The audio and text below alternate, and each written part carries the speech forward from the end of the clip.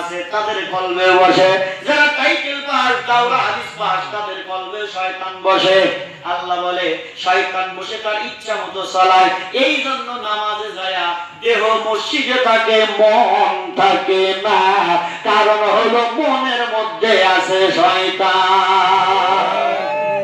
মনের মধ্যে আছে কোরআন আর হাদিস দিয়ে কিন্তু শরবত করে গোলায় খাওয়াইতেছি, এরপরে যদি ধরে রাখতে না পারেন আমার দুঃখ আপনাদের ব্যর্থতা। তাইলে আমাদের কলবের মধ্যে শয়তান বসে, বসা টুকুর কুটুর কুটুর করে।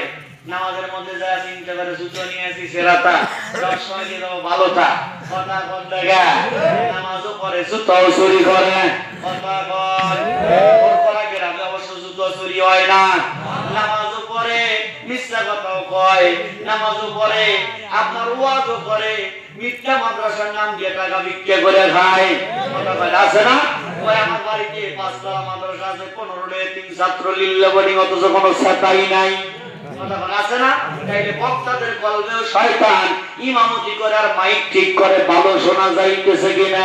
ইমামের কলবেও শয়তান, বক্তা ওয়াজও করে বেজালও করে, বক্তার কলবেও শয়তান, গান চালায় ওর কলবে শয়তান, মাঠের কামলা আইলে যা বাজায় কোপ মারলো শয়তানের কারণে, কতক্ষণ না ছাগলের গরুর ব্যাপারী গরুর জায়গায় গা বাড়াইছে গোবর দিয়ে ঢেকে দিল শয়তানের কারণে, ছাগলের ব্যাপারী পানি খাওয়াইলো শয়তানের কারণে।